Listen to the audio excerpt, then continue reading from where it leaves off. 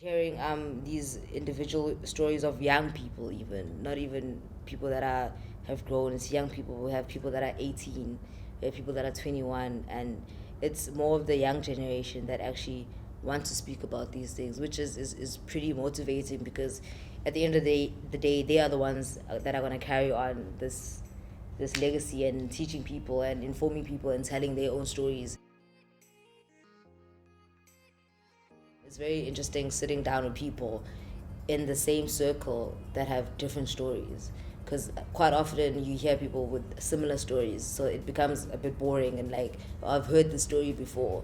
But when you sit with the people that we had now, it's very interesting to hear the different stories that people and the things that the struggles that people go through. The reason why we did this research documentary was because it is basically based on my thesis and the director's thesis, so we just merged them together, and we decided to do a documentary on that because they both touched on the LGBTQ and touched on the pros and cons of media. Sometimes you like look at certain things and you don't know the meanings to it, and it's just in there, and it just takes that certain moment to come across it. And I came across this documentary, and I'm curious to see what's happening, and people are coming out, and it's heavy. There was a guy that came in, and I was pretty thrown off to learn how young they were.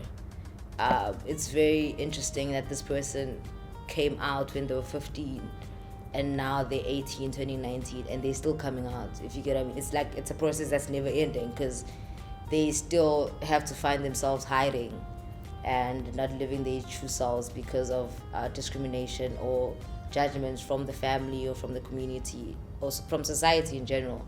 The highlight for me was listening to the interviewees' individual stories, especially about the one guy who is transgender, who hasn't physically transitioned. He was telling us what he has to deal with, and the fact that now our research documentary might be his coming out story. So he's just gonna go with it. Yeah, that's definitely a highlight. The fact that our documentary could possibly be someone's coming out story. Like, it's scary. It's a scary idea because you don't know how his family is going to react. But the fact that he's okay with it and he doesn't mind the documentary being his coming out story is really definitely a positive.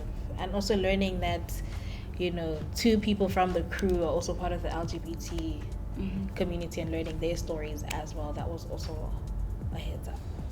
Some things are just worth sharing, and the people that were sharing their stories really taught me how to be yourself and how to share your stories, and I learned that's what I learned. Even though I am part of the community, I think there's a lot that I don't know, and there's a lot that I did learn from these couple of days that we've been shooting and going to places. And yeah, there's mistakes that I've made in between in terms of how I address people. But yeah, that's basically why it's to learn more, because I don't know enough. We're not trying to change people's minds about whether they're homosexual, homophobic, whatever. Like, we're not trying to change anyone's mind about that. We're just trying to educate people about like how to approach things, because sometimes you approach things and then it affects someone in the long run and you didn't know that you affected someone in the long run. So I think this is just an eye-opener for the heterosexual community. And when you walk out, we just want you to be more aware of how you approach things. Because I got to learn a lot in terms of the LGBTQ community, and finding out that there's actually there's only one shelter in South Africa that helps LGBTQ. I mean, that's mind-blowing. Yeah, where they can basically escape or hide based on safety at home. It's actually shocking that there's only one in the whole of South Africa. I'm just the person that believes in everything happens for a reason, and we just take it as it comes, and we're gonna make the best of it. I want them to feel educated and to have a better understanding of people in general, not just the LGBT community, but in general, like see people as themselves and not just people that are part of the LGBT community. Because I think that's very important to see people as, don't put people in boxes, if you get what I mean. Like, you don't have to be one thing or the other. And one of the interviews that we interviewed, he said something that he's still exploring his sexuality. He doesn't know yet. He did come out as one thing, but that doesn't mean that that's not going to change. And it's, yeah, like, just, I want people to resonate with the youth's stories and how they grew up and how their lives were. You know what I mean? I'd really like people to leave their seat knowing that, yo, I've learned something from this, and what I've learned is how to be yourself.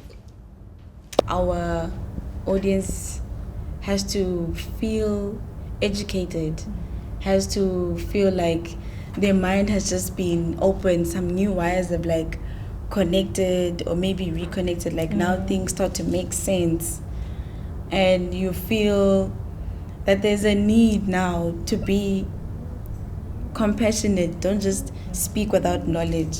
If you're someone who's trying to come out, take your time, sweetie. Don't rush it. Don't rush it. Because from the stories that we've heard from the documentary, is definitely don't rush it. Take your time. Once you're comfortable with yourself, then you can definitely come out. And for the people who are straight and want to tell us that they're straight, please feel free to come out as well with your stories. I actually share the same sentiments, to be honest, because it's true. Also, I think there's no need also to come out. Yeah.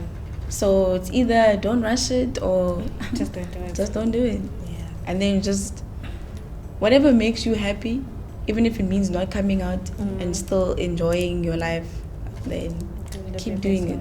Keep doing that.